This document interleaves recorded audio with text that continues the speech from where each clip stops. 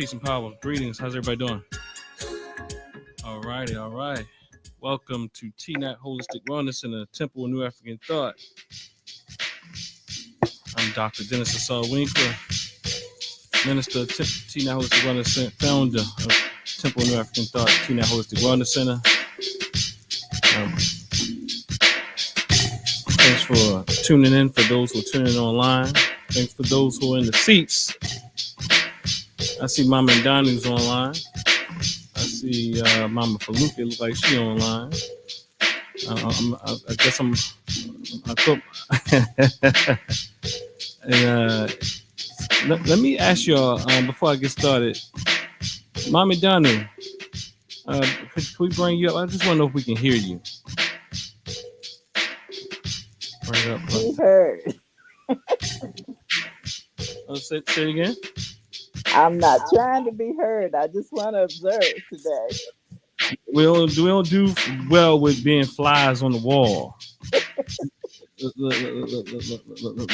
But anyway, greetings. I kind of wanted to test it out. Mama Faluke got her cowgirl hat on with the fans. But all right, we'll where those fans at? Is that what they saying out here these days? All right. I'm just a spoon out the door. Uh-oh.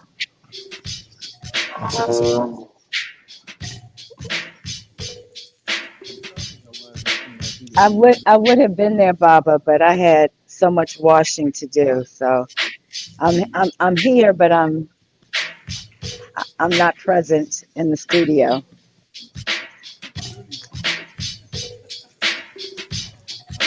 I'm gonna restrict the link to those who need it. Restrict the link to those who has bid bound. But greetings. What we want to do is welcome everybody again. We're gonna go ahead and get started.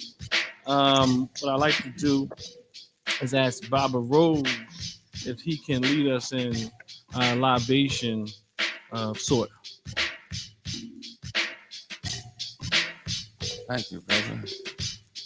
Good afternoon, everybody. Or in Swahili, habari za mchana. This means the same thing. Good afternoon. Today's libation is about the blues, which is the popular premise in the movie that's out now called Sinners. The late poet, spoken word artist Gil Scott-Heron referred to himself as a bluesologist. Why? Because the blues are the roots of all of American music. As long as American music survives, so will the blues. First of all, libation is a ritual, and the purpose of ritual is to create harmony between the human world and the world of the Creator, ancestors, and nature.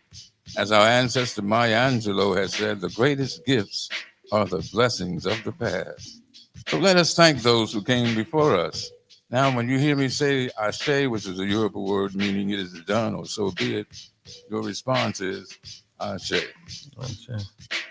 We now pour to those ancestors affectionately known as the blues people.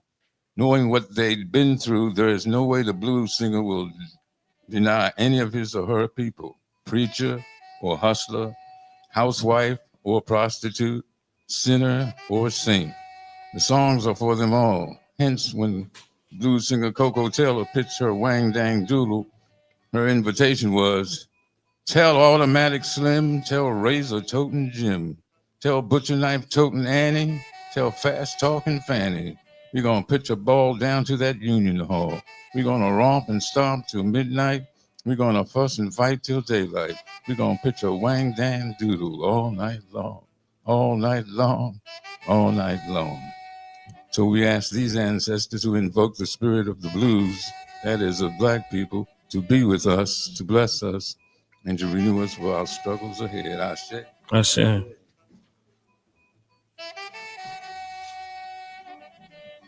We now pour to that often misunderstood but innovative genius electric guitarist Jimi Hendrix. who had an innate blues-based ability to merge his virtuosic guitar playing with his flamboyant stage presence.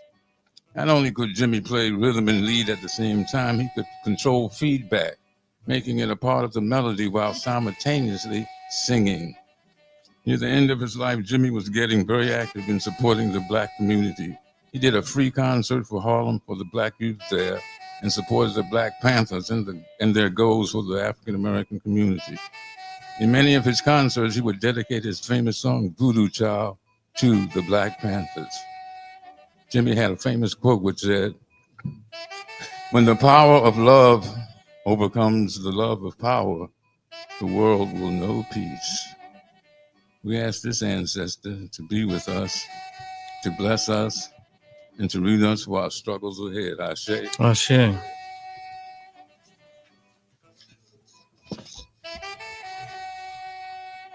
What a marvelous thing it was that our foremothers and fathers created the spiritual and the blues while living under the severest form of bondage and developed the very profound music that is popularly called jazz while living as less than first-class citizens in the land of the free.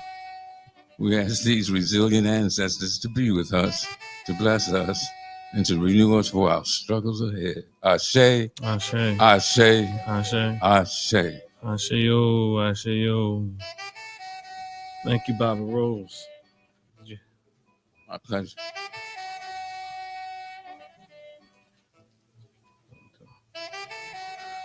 All right, family.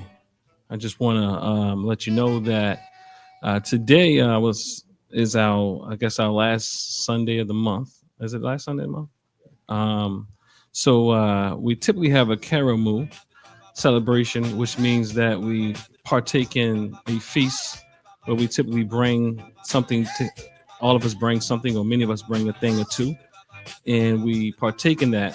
We didn't organize that this particular week. However, Sister Mama Camille has let me know that she has some, was it vegan jerk pasta? What is it? Jerk vegan pasta. I can't. Is your face moving, or is it okay? Gotta do a little. So she has some vegan jerk pasta, rasta pasta in the back, which is delicious. That we'll close out with today for those who can partake in that and endure the struggle along today. So again, thanks for coming out. What I like to do is open the space up for anyone who wants to share their talent with us. Anyone who and talent could be anything from some words that's on your heart to singing, dancing, chanting, whatever way that you express yourself. Is that if that's musical or intellectual? If that's through meditative practices, contemplative practices, if that's just saying hi, if you are the person who brings the spirits up, that's also good as well. So is there anyone who has anything that they would like to share with us today on this beautiful Sunday? Share a poem with you? You can. This is a poem I wrote like years ago, like 1989, something like that. It's called Balancing Act. Sitting in a class on history, stories unfold, none about me. Sitting in a class on English, hey, where's my original language? I bet it doesn't sound like this. Sitting in a class on psychology, studying the behavior of those who deceived me. Sitting in a class on biology, I have something to dissect, Eurocentricity. Sitting in a class on geography, looking at all the maps, I doubt if I hear of the early Africans who proved the earth round when Europe thought it flat. Sitting in a class, I begin to doze off. Evidently, what's being said doesn't interest me. Suddenly, I hear a voice from the past, an ancestor, Langston Hughes, reciting, informing about color. Wear it like a banner for the proud, not like a shroud. Wear it like a song, soaring high, not moan or cry. Sitting in a classroom, let's alleviate all this fuss. What we want is a balance in the lesson plan with accurate stories about us. Just some of the colors I'd like to see as I turn the page, as Duke Ellington would say, black, brown, and beige. Gracias. Ashe. Thank you, Baba. Is there another? Well, let's give Bob a round of applause for that and opening us up in libation as well. All right. Y'all giving very conservative. It sounds very nice and smooth. I'm imagining you were speaking without speaking, sir. You're saying that you have something to share? I want to see if perhaps we can capture you on the microphone, though. So you want to come here? Okay. And then I'll.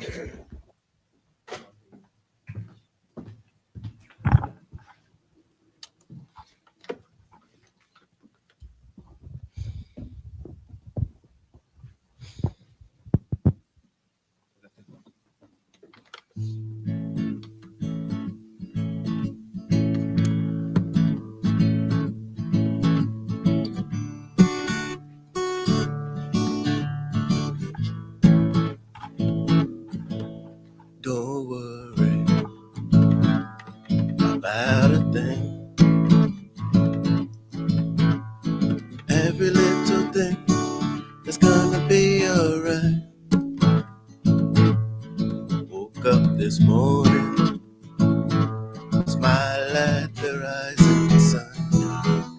3 little birds were by my doorstep, singing sweet songs of melodies pure and true. Come on. This is my message to you. Don't worry about a thing. Every little thing is gonna be alright. Don't worry about a thing. No, no. Every little thing is gonna be alright. Da da da da da da da da da da da da.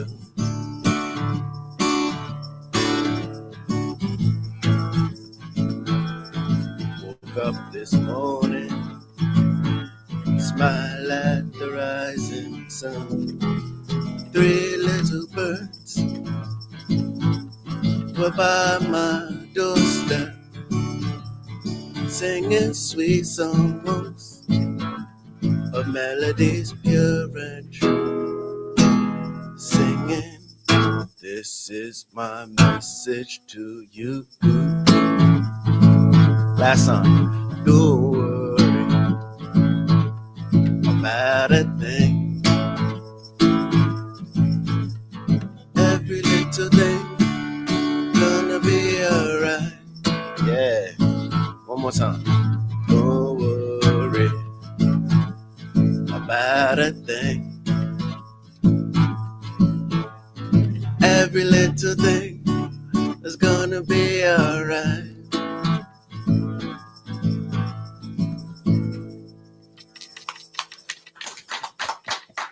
I want to dedicate that to my little ones who was singing that song to me yesterday. I appreciate it. All right. Do I get to use my mic? Do I get to use my mic? It sounds like you're doing it, bro. I've been talking to Brother Tyrant about this album, this EP that I'm gonna do. So I'm supposed to be working with him. So I just wrote this little piece. I didn't even really write it to any music. I can put some music on, but I just think I'll just say it a cappella. And this, I just tentatively titled this the Objective. So here goes.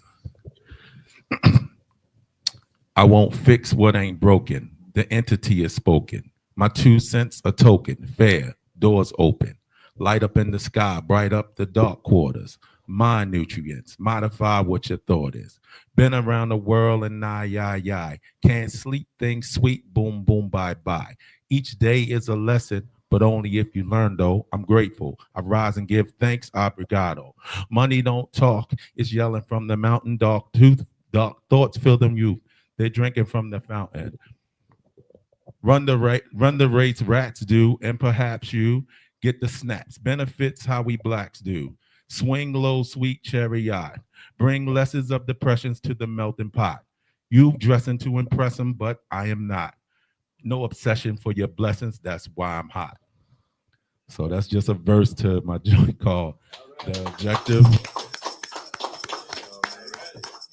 Ashe. Brother Los on the mic. Give him another round of applause, y'all.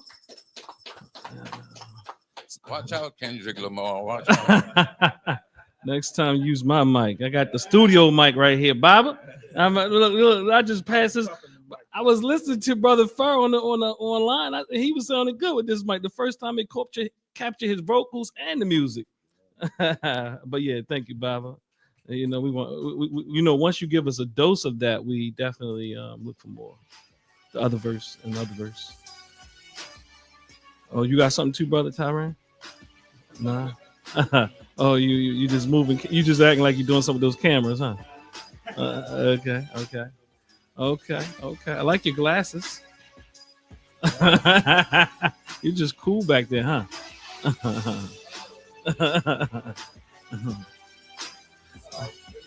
Yes, sir. Hold up, Bobby. You got it. You want to come right here, or okay?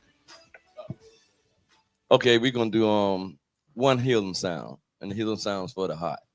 You know what I'm saying? Heart is where it holds a lot of things. They say the heart and the mind talks together, feel together. Okay, that emotion right there. So the heart sound is the color is red, and the sound is H A. Got it? Get to see it, right? That's how I look at things too. All right. So take a deep. Okay. So first of all, put your hand on your heart, rub it around in a circular motion, loving yourself, loving your heart, thanking your heart for what it does. Ashe? Ashe.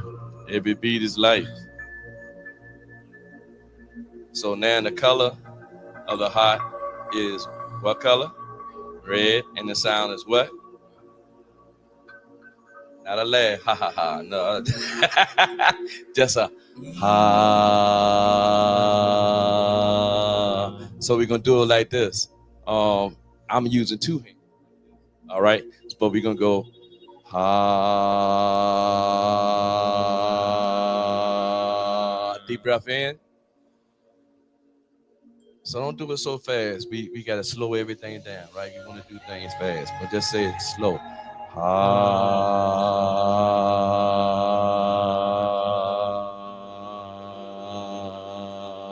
Deep breath in. Now, as we say ha, we can color the whole room in our imagination the color of the heart. And that color is what? Red. Ready? We can spread the red all through the room. Imagination. Ready?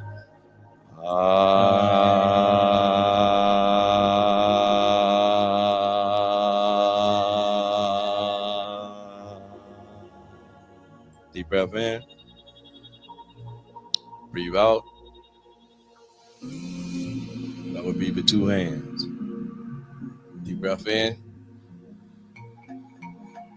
Everything I'm doing with 1 hand, you do it with 2 hands. Breathe out. Not fast. Breathe in.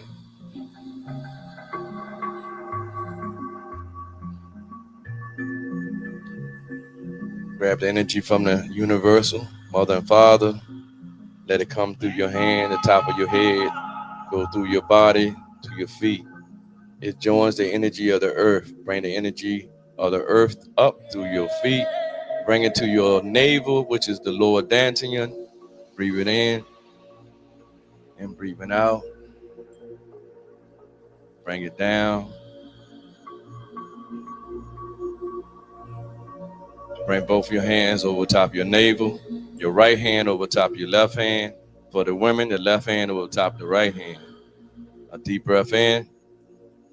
Love, joy, and happiness. And when you breathe out, you're breathing out all the negative energy. Evil, madness. Breathe in. Love, joy, and happiness. Breathe in. Let out negative thoughts. One last time. Breathe in. Breathe out. And the last sound we will do the bumblebee sound, which I said last week. I think it's for the not carbon dioxide, but it's not carbon dioxide. But we building up some energy. All right, let's do that. Ready?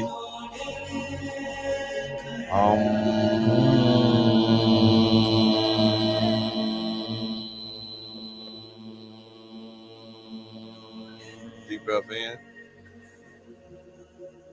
Make your lips vibrate when you say the sound if you can.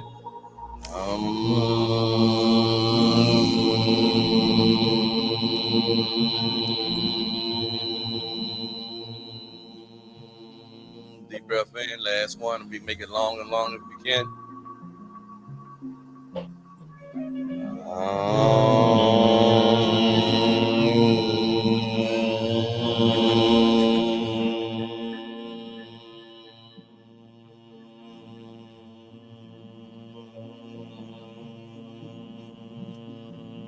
Ashe, Ashe, Ashe, Ashe. Thank you, Baba. Give Baba a round of applause for helping to settle us. And I wanted to just go ahead and get started today. Today we're going to talk about the theme of the modern day Tehuti in you. The modern day Tehuti in you. So I'm going to pass out a handout.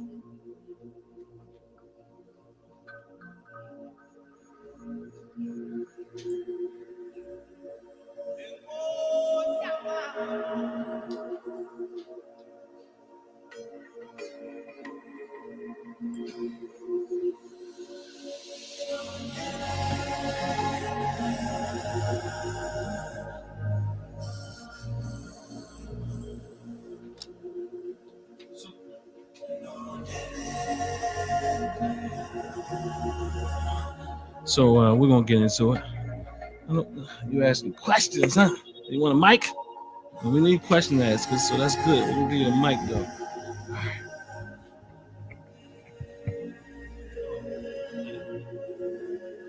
It's on hands. We like dialogue. You can hear it. Baba, what does the term Tehuti mean or represent? Who wants to help me with that? That's how you do it. Baba Ausar.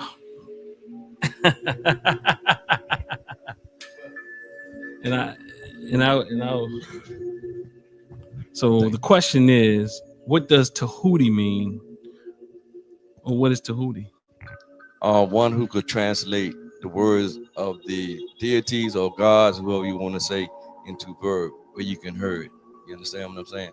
Those who translate the unseen into the verb. Tehuti is the writer. He's the Scribe. The scribe, right?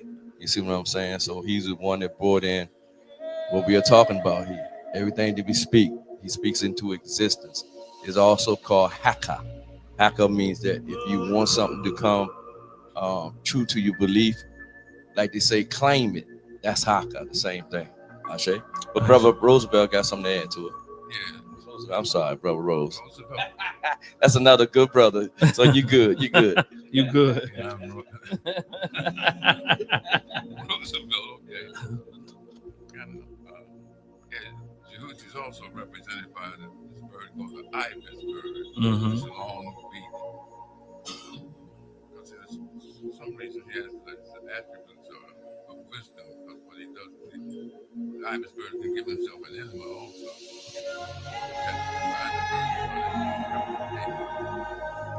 Mm-hmm. What other anthropomorphic figure that he was represented by. A baboon. And he's also a lunar deity. Yeah, so it's all of that. So it's a deity in the ancient Kemetic system, ancient Egyptian system. Go ahead, Bob. And can I say, I just want to make, we know this, but I'm just want to say it again to the people who might not know it. All the so-called deities or gods that you see in the Kemetic system represent energy and energy only. So they didn't believe in 1,000 gods. They believe in all the elements of the energy, though. So Haru will represent the sun. See what I'm saying? Tehuti represent thought, word, right. You know what I'm saying? That's it. And then for Baba, to kind of make it so I appreciate that, Baba, because sometimes that definitely that's always needed, but sometimes we can forget to break it down to its most elemental point, because we've been so conditioned to see everything that is not accepted in the Western idea as counter, or negative or demonic or whatever's our ancestors created that is beautiful and even way more complex across the entire continent. Whether it's any of the traditions, they're very complex. From Ifa to in the West to even Eastern Orthodox Christianity is from a more Ethiopian perspective, to the Kemetic teachings, to Yoruba teachings, to just not even this. It doesn't even have to be systematized in the way that we call it a religion. Even, just the culture itself has rich mythology, if I can say. And the mythology, as Bible argued over the years, you don't have to believe it per se verbatim, or what is the lesson that you learn in it or learn from it. So again, I was also thinking, it looked like somebody had something to say. So when you talk of mythology, they always say mythology never was, but will always be. Mm-hmm. So please help us understand that. I've heard him say these things. I just, he was trying to make things simple. Now he want to reverse it. That's simple. Mythology never was, but will always be, because we will always have or try to explain something in a ways for people to understand it. So people might not understand how the sun rises and shine and what it does to the earth. So Haru, or even springtime, like Ausar represent the plants coming up. You see what I'm saying? But not a person itself. So we just were dealing with the elements. Is that? Yeah, good? And that's what I was going to say. So the other aspect in the today's particular usage of Tehuti is, keep in mind what I'm saying here. Modern day Tehuti in you. So also when we look at these deities or attributes, that's another word, you can call them attributes, they all reside in you because you are a complex being. So what about the Tehuti that dwells in you? Is that one of your strengths? In fact, I was thinking about Baba Abu Jamal asked the question, and he, in my mind, is one of those who is strong in the area of Tehuti. Tehuti is that aspect that many times we don't speak about. Tehuti is that, if you turn around, I'll go over really quickly. Now, some say these are the principles of Tehuti, but I would, I don't think there's sufficient evidence to support it, but this comes out of Stolen Legacy. Nonetheless, I think is very, very essential to the characters of Tehuti, or the traits of Tehuti, or the attributes of Tehuti. When you talk about control of thought, control of action, steadfastness of purpose, identification with higher ideals, evidence of a life mission, evidence of a spiritual calling, freedom from resentment under persecution, confidence in the master to teach the truth, confidence in one's own capacity to learn, readiness for initiation. And this right here, George G.M. James speaks about is the requirement of one who was supposed to go through the Kemetic mystery system. All of these were a requirement for the neophyte before they could even be considered as one to go through that next level, that level of education or what have you. So Tehuti is also Mayat's consort, And in other words, it's Mayat, which is another deity, which we all typically kind of know. Baba has it on his hat right now. Mayat is truth, justice, balance, harmony, order, reciprocity. Is a deity. When you look at the Kemetic system, it speaks about when the world was created, Mayat was already there. Similarly, you see it in the Bible when it says Sophia was there from the beginning.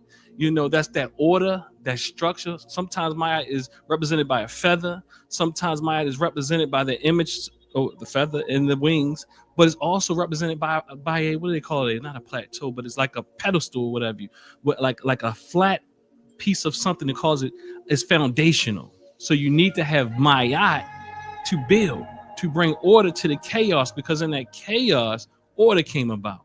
So that was that Mayat that helped bring the chaos into order. So they said it was never a time that Mayat did not exist. So similarly, you find things in the Bible that speaks about that. So yeah. Always represented, I believe, especially in the feminine, and from an African, and as an African woman. Yes. We can get caught up on on racial characteristics. So I'll just say African. That's undebatable. Because where is Kemet? Where is Egypt? It's undebatable. I don't care. Whatever else you say, you look, it's African. Some people say it sailed off into the Mediterranean. Look, you deep. Look, they come alive. The elders want to talk today. Look, my father even said a few words. He didn't say no words in like 17 weeks. He's coming off his fast. I told him. So, but Los, you got something? All right. So what I want to do is start off. Baba Ausar already started us off with healing sound. What I want us to do, and something we used to do a lot more when we were down on Bel Air Road, is to really practice what I'm going to call our conscious alignment skills versus mindfulness, right? Because the West weren't the first people who created this idea of mindfulness, and I want us to reclaim things. They weren't the first to, like I say, to think about what a idea or a thought was. They weren't the first to say what a feeling was. They weren't the first to say what the subconscious is, but we give these things away, and then we even don't look at them because we think that is Western. Tehuti, again, is the consort of Mayat. So what does that mean? That is that other side that we hardly ever want to deal with. Tehuti represents astronomy.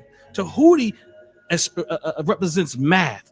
Tehuti represents the lunar cycle. Tehuti represents measurement. Tehuti represents being a scribe. Tehuti represents intellect. Tehuti represents, and what Mayat represents together is completeness. It's not a this or that, it's a both and. So again, it's very important that we have what Tehuti represents the structure. Just like Mayat represents order. Right? So let's start with a mindfulness activity. I was going to do a meditation, but I guess I won't do a meditation. What I want to do is just share how we can practice mindfulness. So right now, if we could just sit in our chairs and sit up erect with your hands on your knees, just kind of rub your knees if you're comfortable with that, or your lap or what have you, and just kind of, Brother Los, if you could just like play something with a deep message. I know you got something with a deep message, Brother Los. Just play something with a deep message, Brother Los. Let's go ahead and do that. And I want us to listen to the words, not just feel the vibe. See, it's a difference. There's one thing of feeling the vibe, and there's another thing to listen and being present. It's really about being present and helping our mind, even right now as I talk, just being present with me right now, listen to exactly what I'm saying, bringing your mind right here, right there on your leg. Just imagine, feel your hands on your lap, feel your feet on the floor, feel, just even if Los doesn't change the music, just feel the music and hear the music. You know what I mean? Listen to the brother or the sister or whomever's up in there just singing. You can just turn it up, Brother Los. That's all. That's fine. And just kind of be with it. So kind of breathe in and breathe out, listening to the music, feeling everything that's present, not trying to go away, not trying to disappear, but really being present, enjoying what creation has given you right here, right now. You don't have to wait until it's all over. Just enjoy it right now. Breathe in and feel how refreshing it is to breathe. Exhale and feel the release. Breathe in. There's no wrong way to do this. Just tune into all the sounds in the room and outside the room. It's not about disappearing. It's about hearing that bag in the back. It's about hearing the music. It's about feeling your feet planted on the ground. It's about just being here, hearing me, hearing you, feeling you, right here in this great world that sometimes it be hard to be in. But understanding there's beauty even in that. So again, I'm gonna say breathe in. If you want to close your eyes at this moment, you can. Just breathe in slowly, allowing your stomach to expand. And exhale slowly. And as you exhale, notice how your shoulders just kind of fall. And when your shoulders fall, note that it's your parasympathetic nervous system kicking in, allowing you to relax. When you breathe in, it's your sympathetic nervous system kicking in. And then just exhale and allow it to just allow your body to relax. Any and all things in the moment, all sounds are good. I was taught that in India, that you had to meditate and the monkeys would come through the windows and you still was there present with the monkeys. So any little sounds here is just a part of the experience. Whether it's my dear child over there with her little food, that's beautiful. If it's listen to this music, it's beautiful. It's present. So conscious awareness. So we're gonna breathe about 3 more times in through your nose. Noticing when you breathe in, the temperature at the tip of your nose. And then exhale and how it fluctuates. Just being present.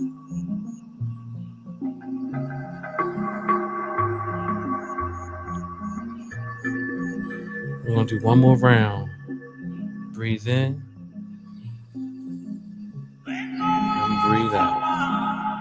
We're going to count from 5 to 1, and then we're going to join ourselves back here. 5, still breathing.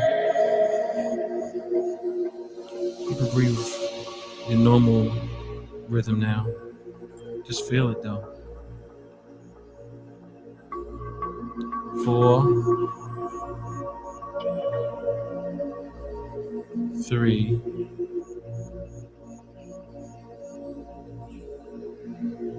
2, and 1.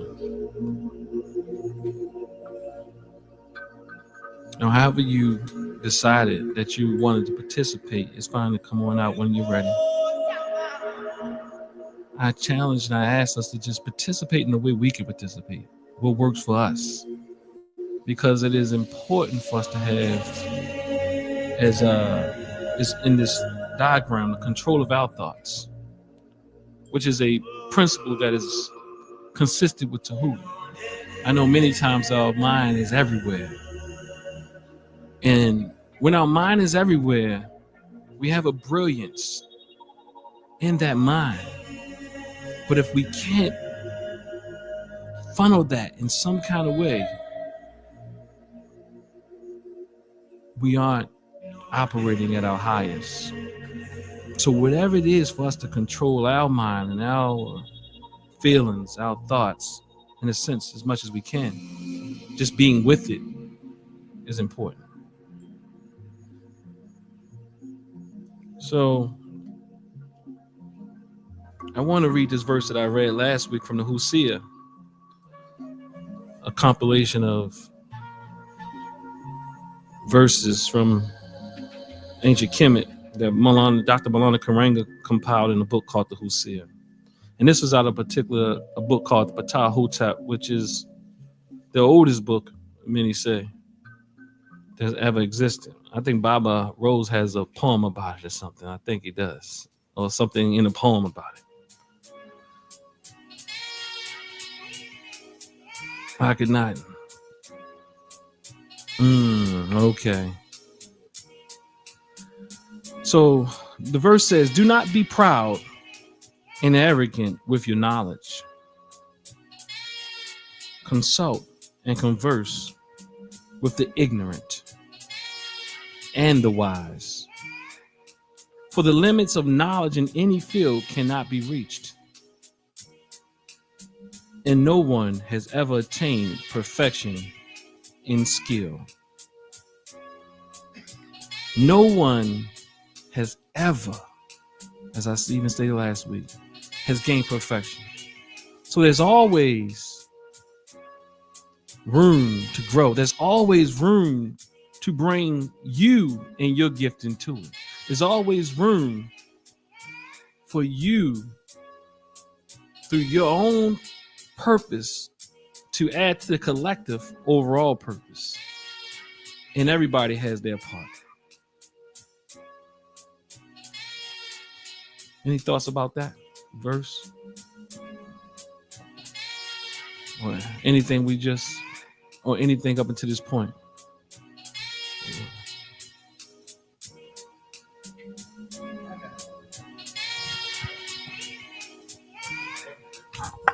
Tesla.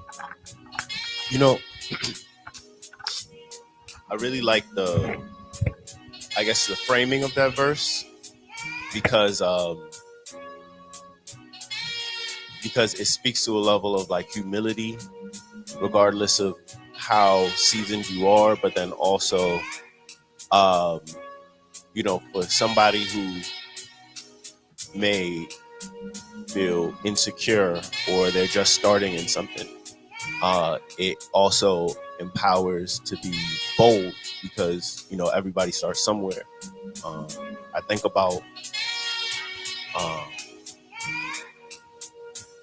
about being new to anything, right?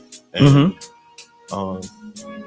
there's like an initial imposter syndrome, or a feeling of inadequacy.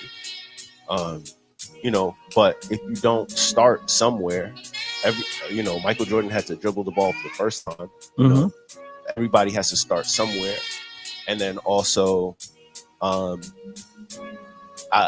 again, just to reiterate exactly what I said in just a different way, but like, even when you feel like you're good or great, there's like a humility because there's always somebody better. There's always somebody who can lift more, run faster, run longer, or, jump higher, whatever it is, maybe physical, maybe it's an intellectual thing, but it's like the balance of it.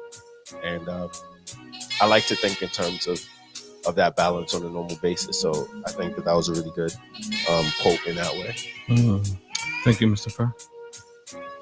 Anybody else? What you were saying, I always thought that when we talked about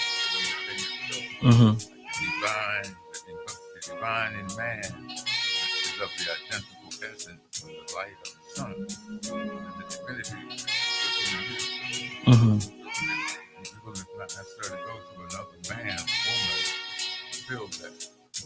That's what things up in the beginning, man.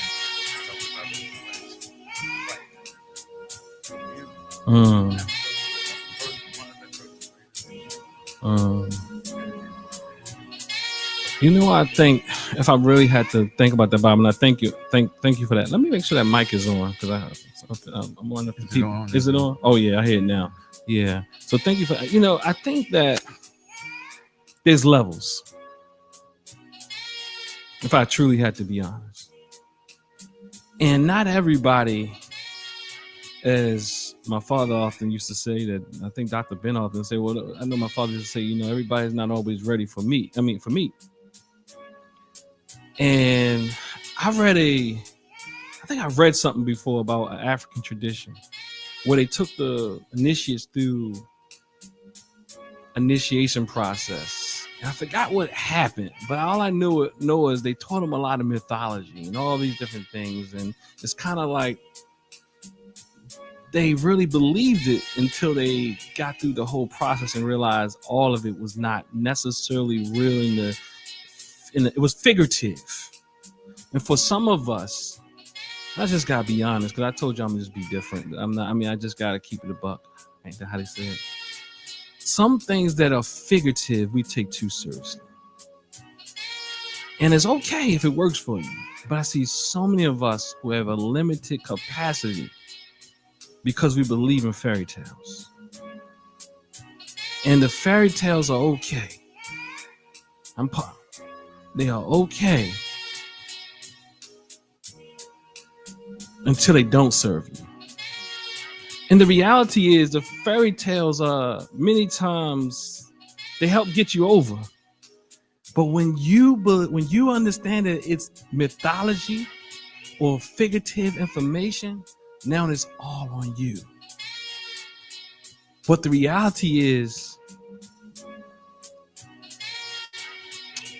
as they say, ignorance is bliss until it's not. I put until it's not. And I see too many of us in all types of relationship that because we believe in fairy tale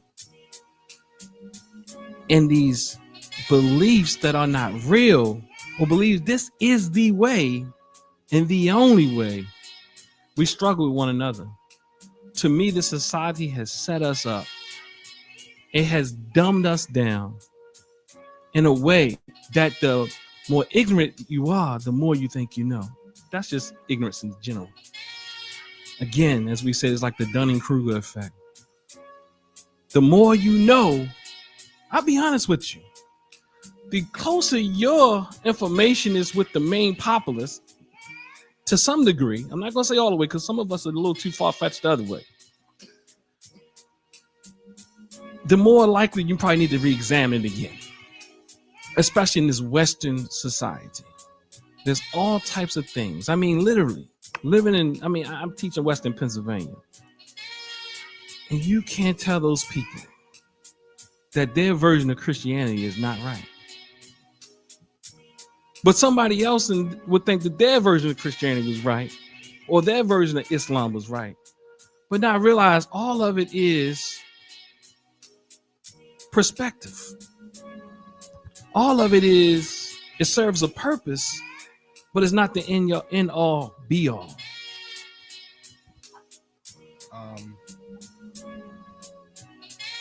The way I'm viewing and perceiving this and receiving this is that a lot of this hinges on understanding.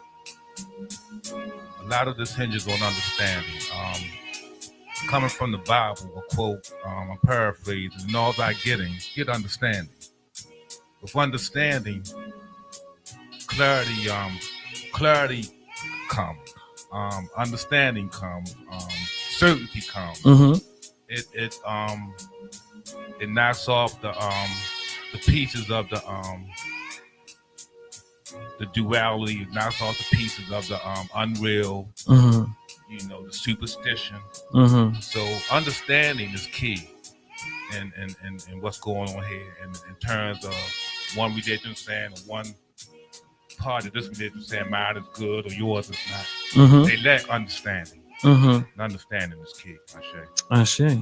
Bible Boo Jamal put out a post and I come back to you. He writes very eloquently, and he has a brother asked a question about whether or not what we were doing here could be befitting of his thoughts about Islam or his version of being a Muslim. And Babu Jamal in his, I would say,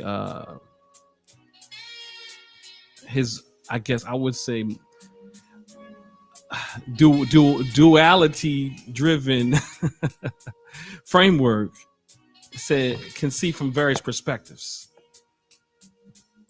But for the most part, people who are locked in the A level, they begin to see it. Okay, the lower the level that you are in any faith, the more you look at it in a concretized way. The higher you are, you really begin to see how things are not all that, they might not be 100% true, but you can get something out of it. You can resolve that maybe even other people's faith might not be your faith.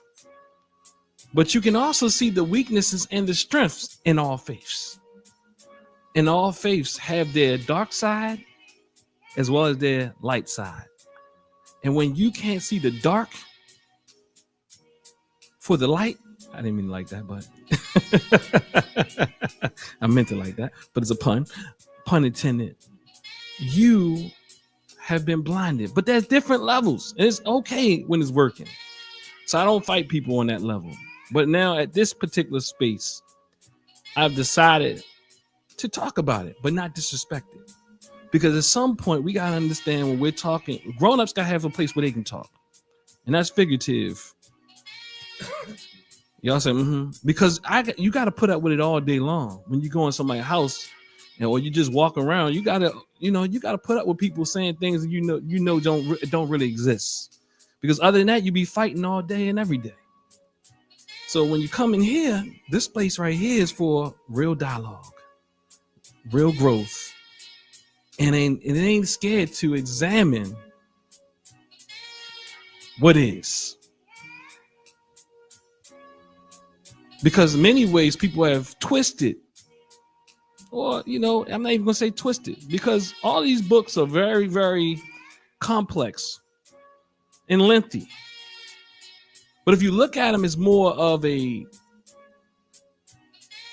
metaphor or a story that you can glean from, that's very different than when you really are in elementary school thinking that Jonah was in the belly of a whale for real. That's really different. When you really think that the creator has done all these bad things to people, it's a story, it's a message. And I get it. It helps people stay balanced, and it's a language of trying to understand things you can't understand. And it's okay. It's just another language. I'm saying, quite like science is a language. It's a paradigm. Sometimes we get too caught up in that.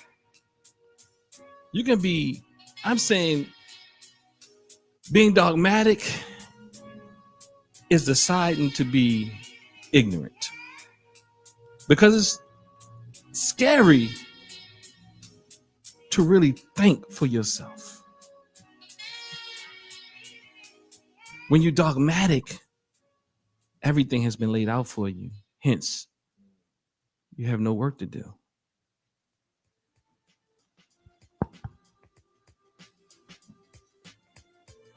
Baba and T-Nat, when it comes down to books and information and stuff like that, I've learned and evolved to understand that if the book is not in you, the book is no good. What happens if they take the book away? So I've learned that, that which we do, that which we read and study, it has to be internalized. Because if those external elements are taken away from you, then you lost.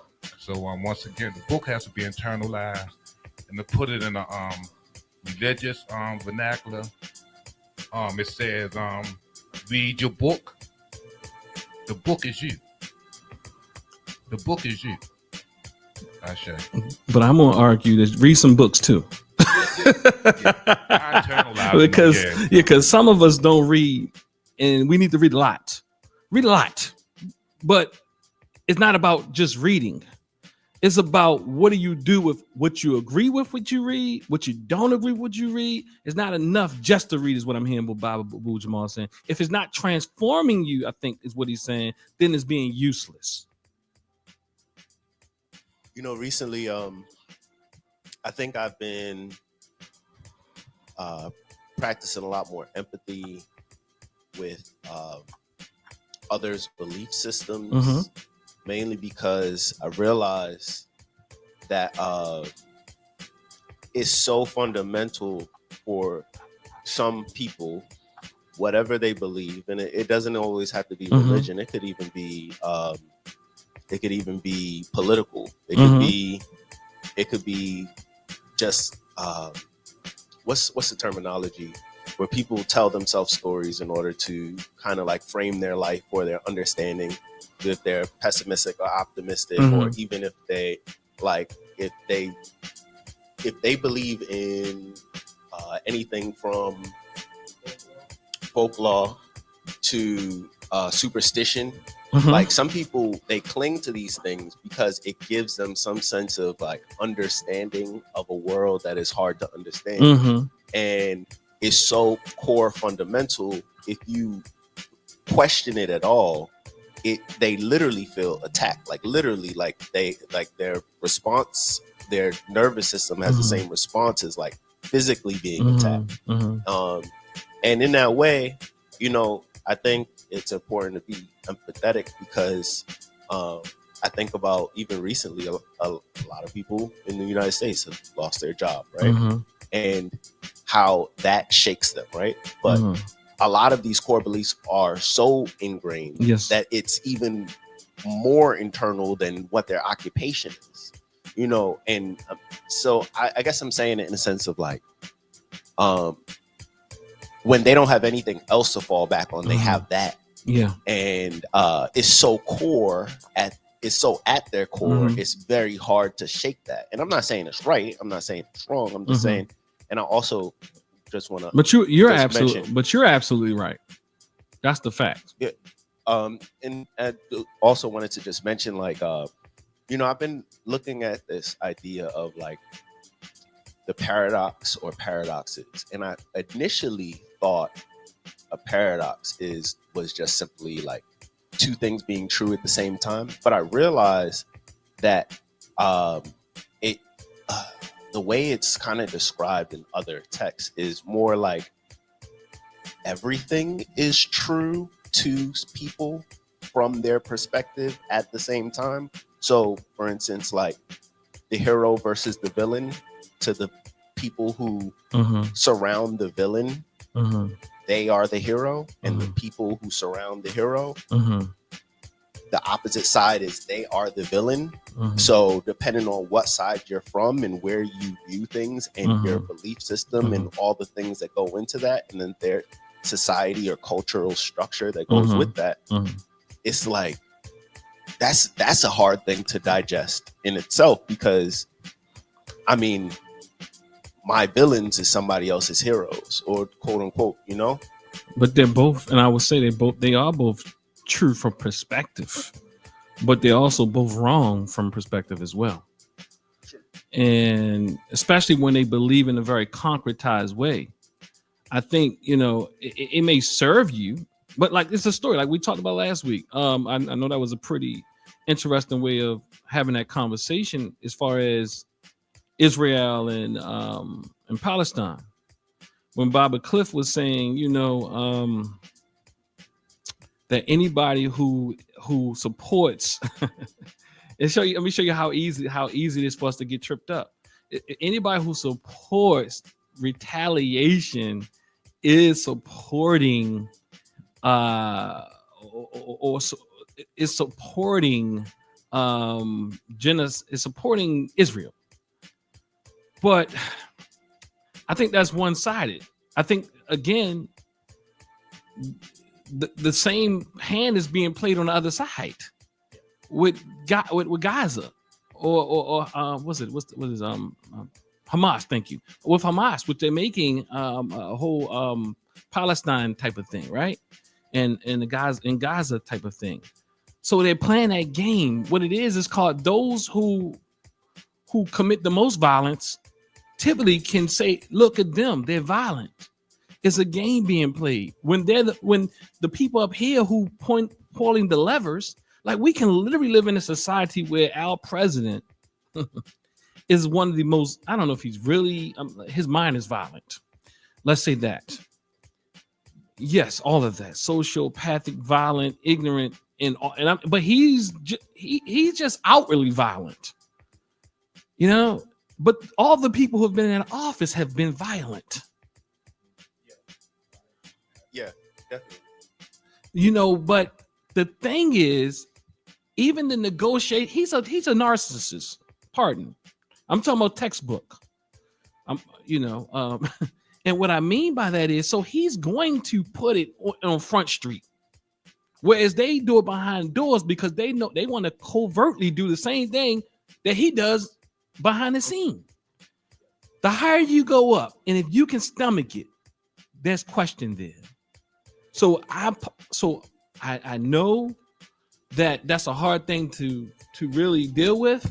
You don't get to those places. This is not no conspiracy theory, because I can't stand some conspiracy theory that just have no merit.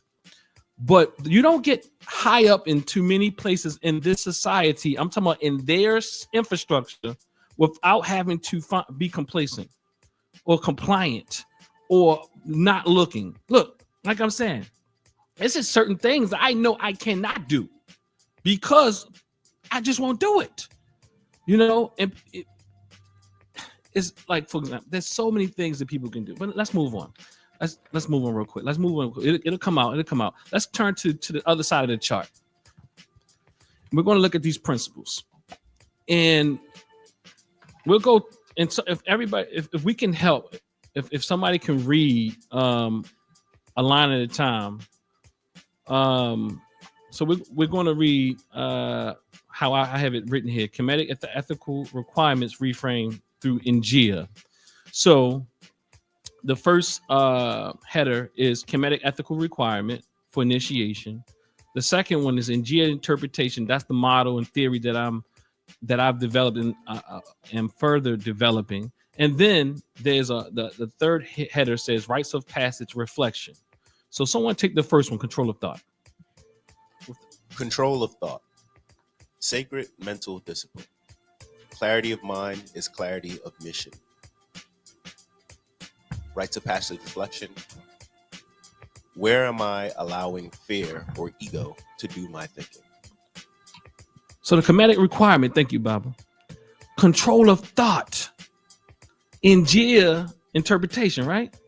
And the Ingia interpretation, meaning the interpretation that I'm having, is sacred mental discipline. Clarity of mind is clarity of mission. And then the question is, from a rites of passage reflectory reflection, is where am I allowing fear or ego to do my thinking? Let's talk. My biggest question, thinking about the Ingia interpretation, right, is what is the parameter? What is the control, or what? How do you know your mind is actually clear? Sacred mental discipline, clarity of mind is clarity of mission. That's a good question.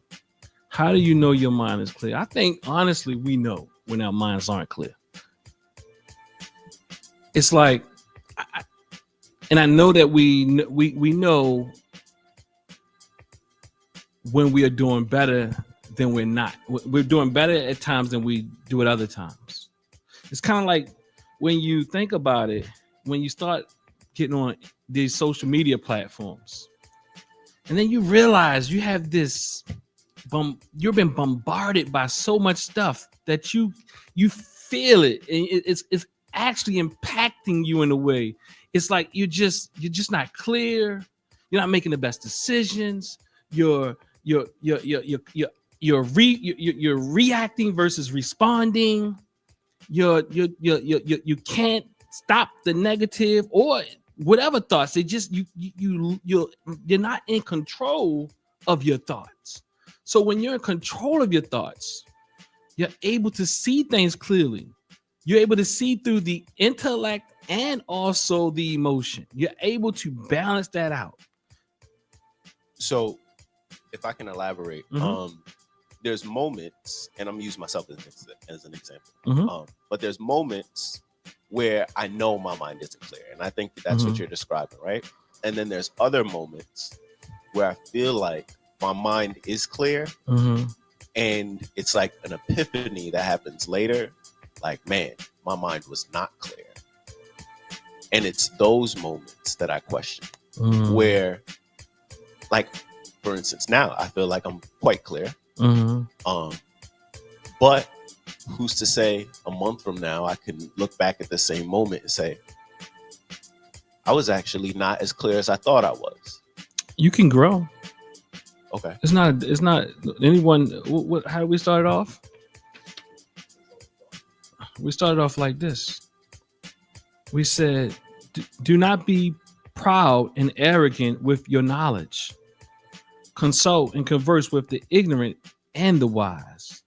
For the limits of knowledge in any field cannot be reached, and no one has ever attained perfection in skill. You can have a clear mind, but have some wrong information. Go pass it.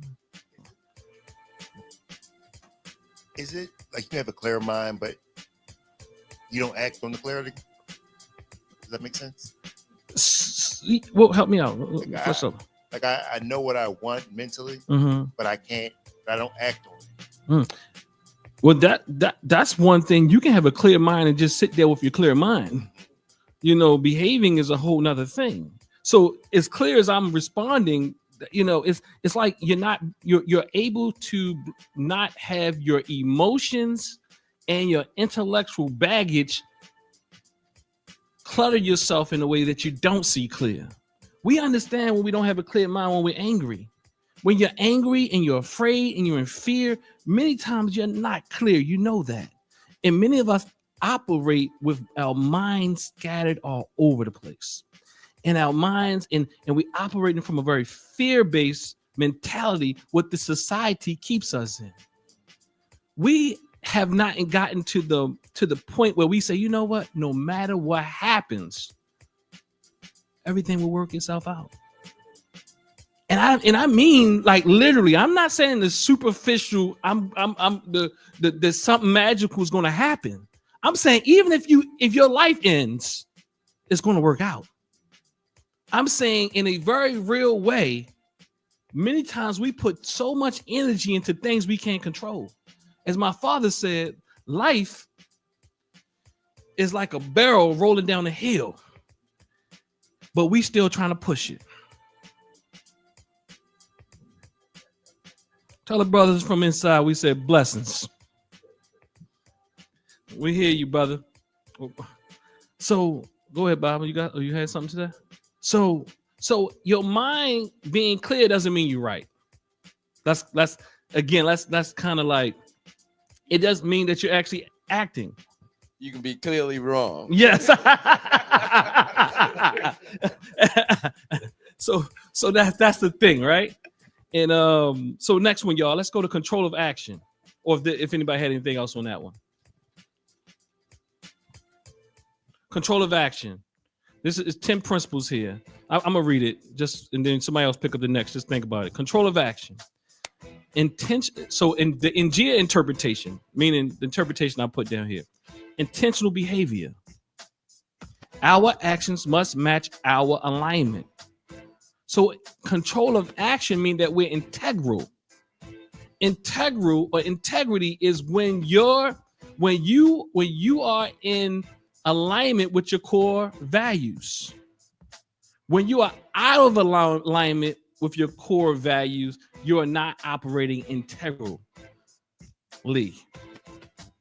So then the question is, do I act from alignment or from reaction? And I put out a post yesterday, and that lots of us are out here chasing attentions. Even on Instagram and Facebook, a lot of us are liking things that we know we shouldn't be liking.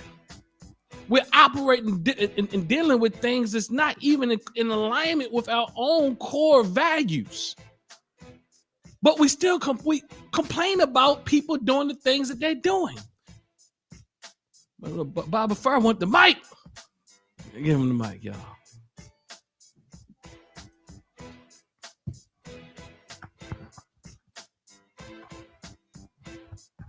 I want to be thoughtful of my words. Be thoughtful. Be thoughtful. Don't get me too hard, Bob. No. But I can agree with that. Also. Oh, okay. I think the control of action is extremely important. Just walking with integrity, but also using myself as an example. Mm-hmm. Look, we're going to ask you to use somebody instead else. of me making hypotheticals. Okay. Right? There's times where I'm not aligned, but at least I'm aware that I'm not aligned. And then I make the correction as soon as possible. Or I might not be aligned. And then I make a plan to be better. Or I'm not aligned and, you know, I reflect on it. And maybe there's nothing to do, but it's like, you know, and it's never so far off of the alignment that it doesn't speak to my deeper principles. You know, I'm not going from A to Z, but I might fall off the path a little bit. And, you know, I think it's important to be reflective in those moments and be accountable to myself and what I want, who I want to be. Right. And, you know, but I think it's a balance, you know, it's like, I don't know. And then you did mention. Help me out with it is a balance piece. To me, I sometimes think the balance piece becomes, not from you per se, but not excluding you, it becomes this thing out here in these circles. Sometimes that's just the word. It becomes a balance. So what are you talking about? It's a balance. Because sometimes I feel like that becomes an excuse. Yeah. Okay, so let's use entertainment as an example, because you use social media, right? On one hand, I feel like I'm a very thoughtful brother who likes to be aware of the content that I bring in of my conscious and my conscious, right? But then at the same time, I can chuckle also and laugh at things that might be pretty silly or secular or however it may come off. And I don't necessarily, I may not publicize that, but I also think that, like, yeah, that's not how I want to be representing myself. But at the same time, like, it's entertaining, and the powers that be know it's entertaining, which is why it's being put out there. You know, I don't necessarily think that then translates to me being a bad person. And that's one example. I guess that's not like a hard-hitting example, but it's an example. You know, you mentioned liking things that may not be aligned with who you feel like you are. Maybe next door.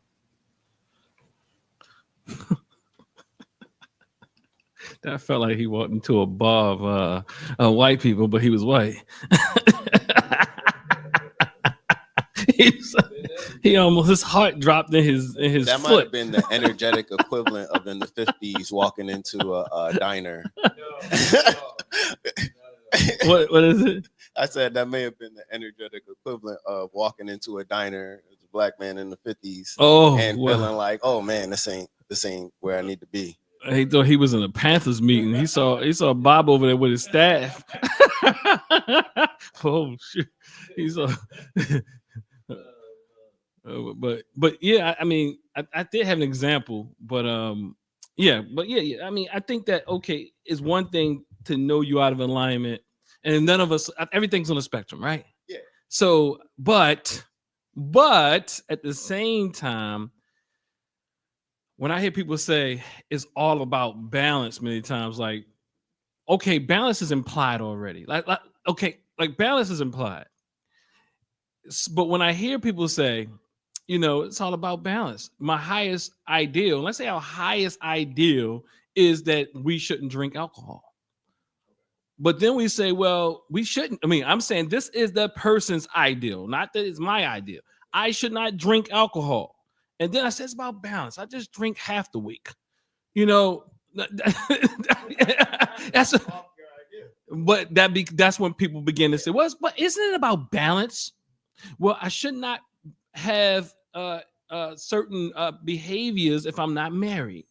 But at the same time, so you believe these things. See that's when we go back. Go. You about to say? But it seems like the premise of those two examples are that they go on the absolute of I'm not doing something, and abstinence. They say that they're going to do something. Versus like starting with it's all about balance, and I'm gonna restrain 3 days out of the week of drinking, or I'm gonna abstain from whatever premarital, whatever they may have. But being on the absolute already, there is no balance within the absolute. Yeah, that requires balance to be absolute.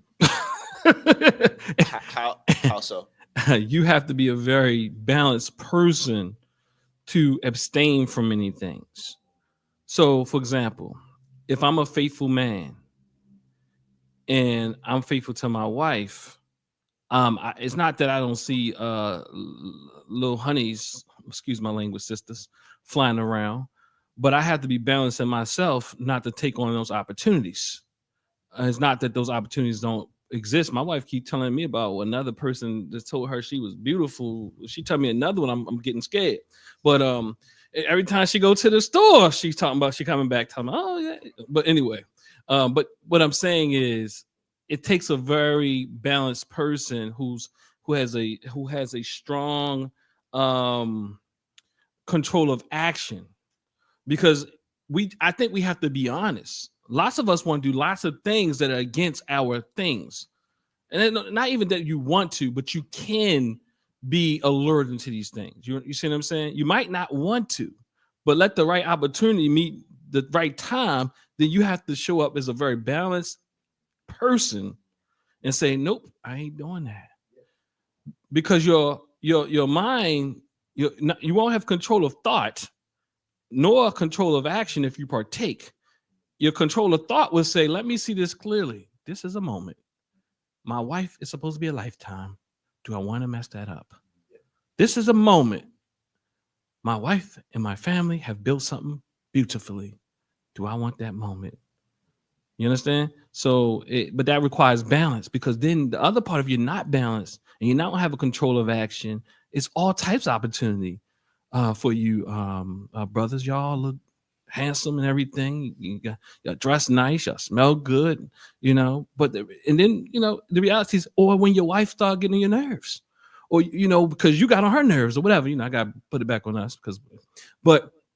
Then a lot of brothers start to find in their minds, they strong Christian brothers, they start to rationalize in their mind why they need to go outside. Oh, well, she ain't. So why talk to her then? How about that? Talk to her. Have a talk. And if y'all can't settle it, y'all might need to settle it another way. Because I saw eyes go up, so I'm going further. So you might have to settle it another way. Nobody said that y'all have to be together. Your book may have said that. That's when you got locked in the book, that you don't, are you in alignment with your religious values that no one can really be in aligned with in the first place? Who? You find them. You find somebody who can be in alignment with the way that these religious values are taught at churches. I'm telling you, I got to have too many counts, too many people. It's too many of us walking around fakely. If that's such a term. Fakely. Oh, and by the way, that word I said last week was a word. I forgot what it was. I told you I think it was a word. I just don't know. Confabulate. So yeah. But yeah, go ahead. Anybody? All right, next one. Who wants to take steadfastness of purpose? Steadfast of purpose, commitment to the path despite resistance or delay. What keeps me anchored when the journey feels slow or uncertain? Anybody got anything on that? Steadfastness of purpose, commitment to the path despite resistance or delay. The question, what keeps me anchored when the journey feels slow or uncertain? And that's the piece right there. When the journey feels slow or uncertain.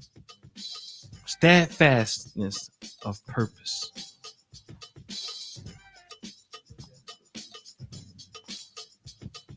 To be steadfast, first you have to have a belief in yourself that's greater than anyone's disbelief and stay on that path until you attain that goal. I've done that recently moving, it took a while because I had to fill out all these papers for HUD, do this and that. And I would get a little disappointed. They said, well, this is how it goes, Mr. Rose. You have to fill out all these papers, And eventually it happened. And they, moved in. Yeah. Consistent.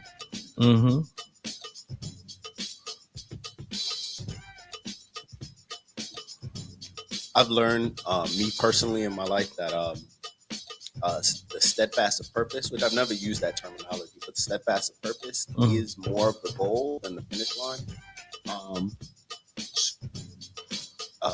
So, like if I'm training for like a marathon or if I'm training for a running event or whatever it is, I notice that I try to become a runner, or I try to embody the mentality of a runner versus somebody who is doing the event. Because when the event is over, if I don't have that mentality, I'll stop the process that I've been going through to get to that point, and I'll end up going through kind of like a down, like a depression, to be honest. But if I have the mentality of a runner and I'm always ready, and the race is nothing more than just another obstacle or another hurdle, then I have a better disposition about everything, because my identity is now aligned with being a runner. And I do that in a variety of ways. That's just one example of that. But steadfast of purpose ends up being more of the goal for me, which is the anchoring. Yeah, when I think about steadfastness of purpose, and I'm looking at the other two principles above it, I'm thinking if you can't get the first two right, this one's going to be pretty impossible. When you can't control your thoughts, because everything's competing for it. When everything is competing for your thoughts, it's going to be hard to behave in ways that's going to get you to your goals. So you might. And the thing is, lots of us are so scattered in our thoughts that we can't see. Purpose is almost like this thing that you kind of gotta. I think purpose is more community based if it's going to be a real sense of purpose. And when I mean community, it could be your family even. But I think purpose is not. I think purpose is a relational thing. I don't think purpose is, for the most part, I can't say always, never, but for most people, they say the happiest people in the world have something greater than themselves that they are into. And I don't think purpose is just one thing. I think we get caught up that my purpose was to serenade your ears or something. Like, well, I get it. Well, in that case, it may be that you were here to serenade people's ears, but maybe you do it in various ways. Maybe it's not one way you do it, But I do think greater purpose is community based. And I think when you look at even in Guzu Saba, it speaks about leaving this place better than we've inherited it. But those people who have that greater calling, something greater than themselves, are often much more happy. When you look at this is a Jewish I think, I can't remember if he's a psychologist or psychiatrist or whatever, named Viktor Frankl. He might not have been none of it actually. He might have just fallen that realm. But he has something called Man's Search for Meaning. He speaks about as society has evolved, less people have that purpose. Less people feel a lot of people feel disconnected. This book is old, and he talks about those people who don't have purpose often are depressed and sad and things, but at the same time, it's because we're away from communal structures. We're away from family structures. We've been taught to chase the bag. And on social media, again, as I put that post out yesterday, too many of us are walking around. Too many of us are walking around looking for, as I put in the post, we're utilizing PR to fill our holes.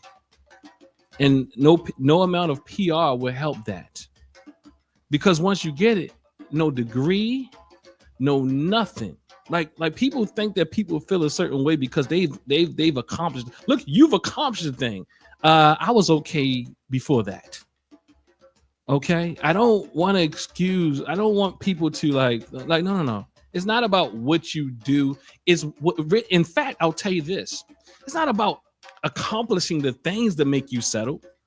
You'll never get settled because of what you've accomplished. I would argue that it's the other way around. You can accomplish more because you are settled. You can do more real work because you are settled. And what I mean by settled in this case is that you are good with yourself. You feel purposeful. There's no one way to do it. But at the same time, when you are resonant with yourself, when you are when your esteem level is high within, then you can accomplish many things. I'm not saying people with low self-esteem don't accomplish things, but the reality is they'll never be settled in it. So even because they're not settled, they won't go as far as they can because they're always chasing. Now, it might look like this person, like for example, somebody they might say, well, look at you. You always doing something. I'm not chasing though. There's a difference. I'm not chasing. I'm doing things because my mind is driven to do these things. I'm stimulated by intellectualism. I'm stimulated by community. I'm stimulated by that type of thing. But it's about helping community. I get stuff out of that. Not the. It's good to be affirmed, but I can't take no cheap awards.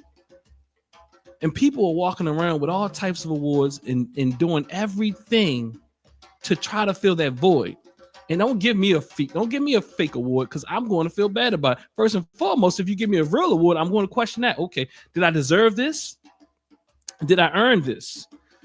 Did they give this to me because yeah, I deserved it. But at the end of the day, there's people out here. If I see another, like I said last week, if I see another person with an honorary degree that they bought, if I see another person with a certificate or another fellowship, how many fellowships are you going to be in? How many? And they white people fellowships. What is that? What is that saying about you as a cultural person? What is that saying to you? You are a cultural person, but you in all the Bloomberg and Gothenburgs and every fellowship. What are you doing? You ain't look. Then you're doing it all. There's something in you that none of that will ever repair. And you'll never fulfill your purpose because you're chasing feelings of affirmation but again, steadfastness of purpose. But you don't have a purpose other than trying to fulfill that attention that you didn't get. We have to fill that void.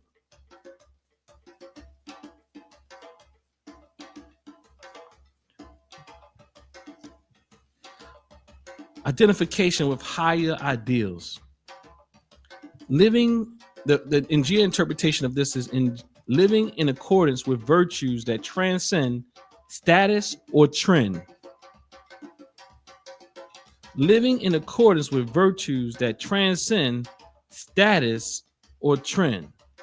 The question is, do I live what I claim to believe? And we'll stop here and pick back up. But we'll stop on this one and pick back up perhaps next week or what have you. But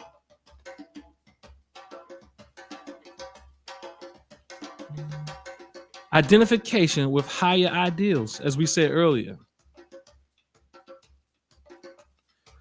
are your values, or is your behavior in alignment with your highest ideals, which is integrity?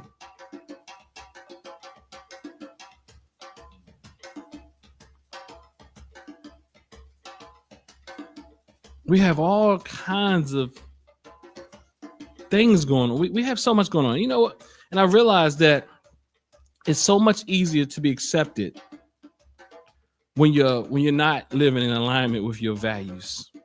You know why? You know one of the reasons why? Because people feel more comfortable around you when they know you ain't living what you talk. Challenge. Not so much as a challenge. I like challenges. I got an interesting thought about it. I've heard recently that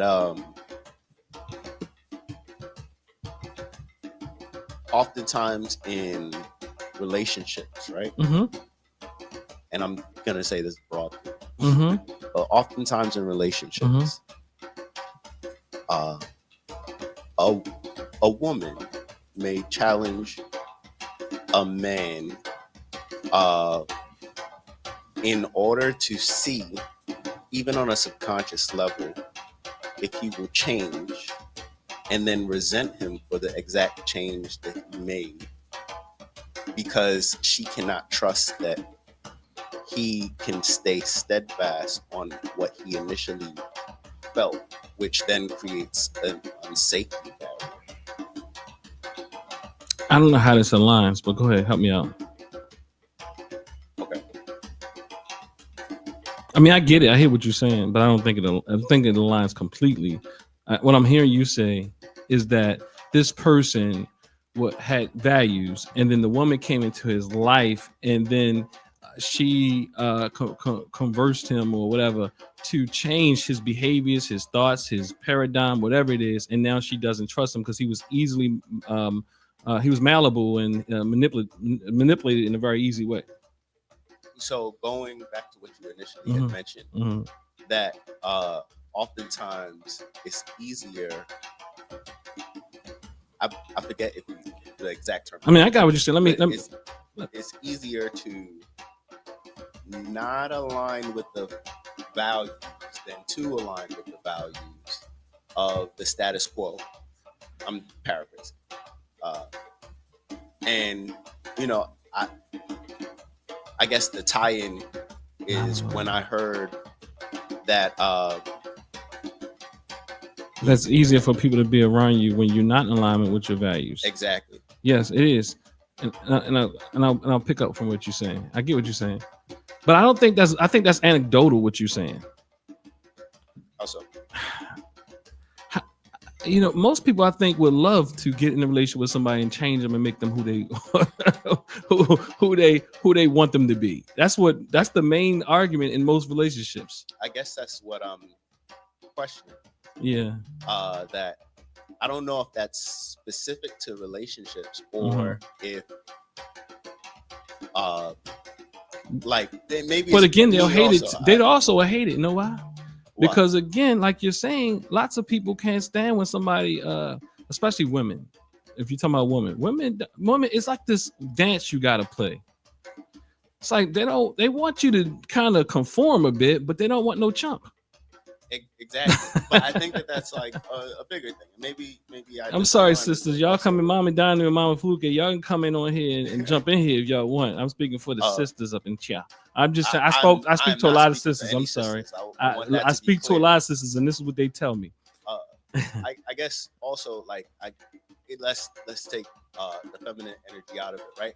I don't want to be around yes. Like I would prefer somebody who has their own. So let me get back to you. So I'm not saying it in that simple way. When I say I'm not saying a person who's easily malleable, who can just change. What I'm saying is someone who isn't very consistent within their own control of action, control of thought, control of behavior. When you are when you are a very solid person, you become a mirror of other people's their own self-esteems or whatever they got going on. You become a mirror to that. So lots of times, if they have low self-esteem, you reflect that back to them.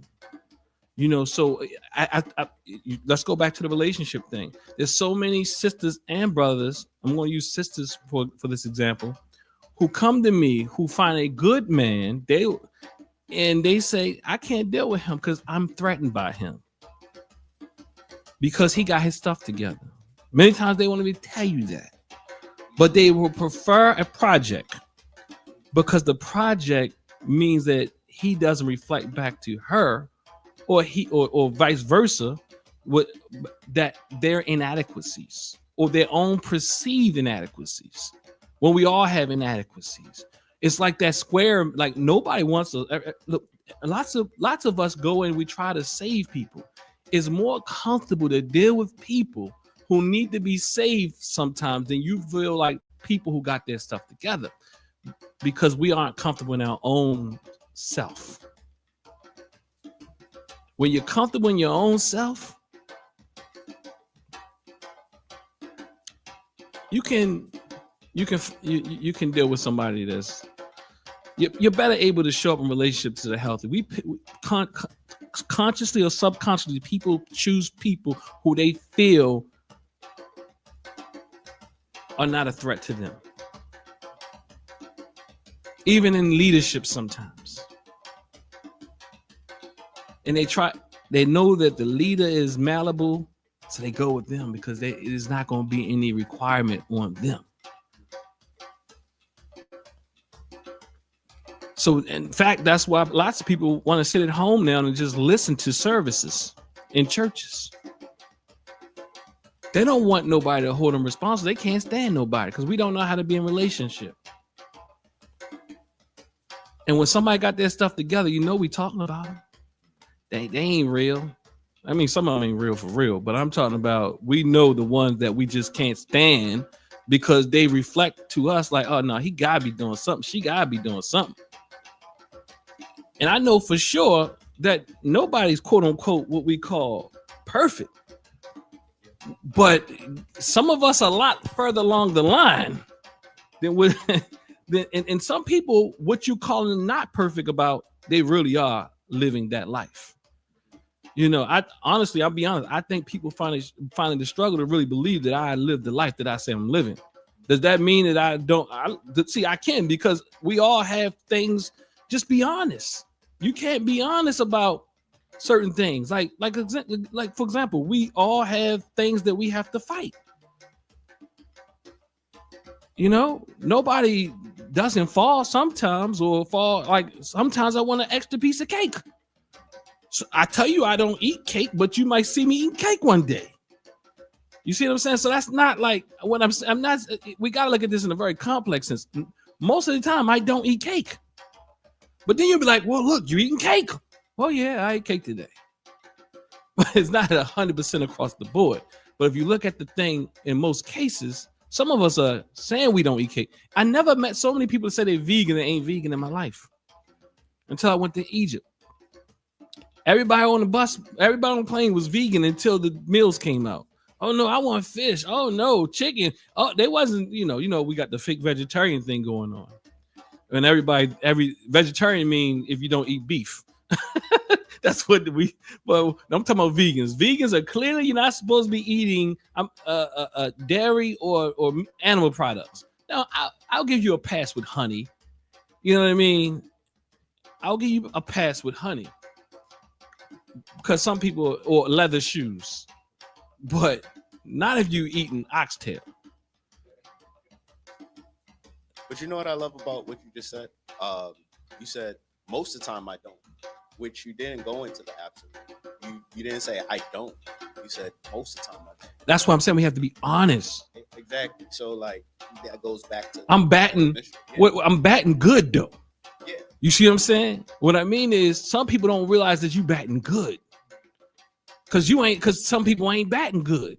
So we can compare my bat to your bat. I'm not me and you specifically, but your bat to somebody else's bat, and you be batting out the park. But now they want to look at the time you don't hit the ball out the park and overemphasize that. But you be batting all the time, Barry Bonds. Steroids type stuff, you know what I mean? But that's what I'm saying. So what I'm saying is some people, you are about? Yeah. So that's what I'm saying. Brothers, y'all got something back there before we close out? We need. Why you look so shy, man? he like, am I supposed to answer that? No. Anyway, so all right. So in closing, Bobbers, y'all got something in closing for us? Okay. Lord of mercy. I mean, please let the people know that somebody in here is a little enthused. Somebody close us out. Okay. Well, as we close, okay. I would just like to say how much I appreciate these circles and these discussions and conversations. And I want to encourage everyone to bring a couple people moving forward. Come in as the weather is changing. It's beautiful. It's nice. It smells good in here. I just want y'all at home to know, and y'all just who's watching the video later to know that it's a very warm and inviting space. And I hope to see y'all in the near future. Okay. All right, family. So we'll wrap it up. I thank you, Brother Farr, for closing it out for the dialogue. I can say at least with you. Look, believe me, that's an asset. Look, if I need, look, you always gotta have one person at least to help you when everybody else is meditating. You know, a lot of us practicing meditation. But anyway, family. Until next time, we're going to say peace and power.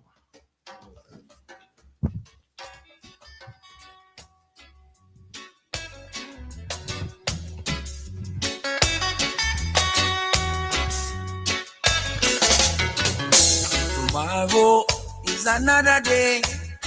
As the clock keep ticking away, time is so precious, and so I say, tomorrow is another day. As the clock keep ticking away, time is so precious, and so I say, wake up to meet the rising sun. Get on your feet, don't be no slow. Rolling stone, gather no mass. You move too slow, you will pay the cost. Hear me when I say, cause tomorrow is another day.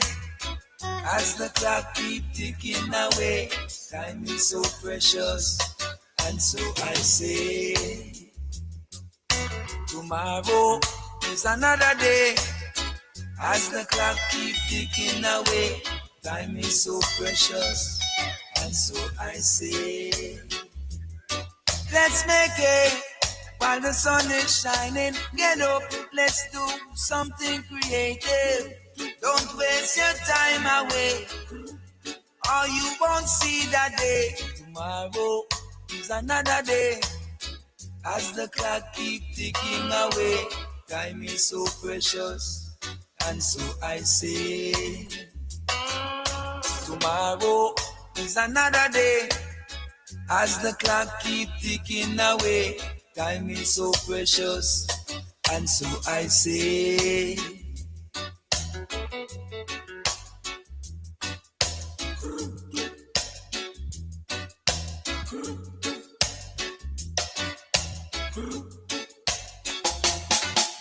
wake up to meet the rising sun. Get on your feet, don't be no slum. Rolling stone, gather no moss. You move too slow, you'll pay the cost. Tomorrow is another day. As the clock keep ticking away, time is so precious, and so I say, tomorrow is another day. As the clock keep ticking away, time is so precious, and so I say,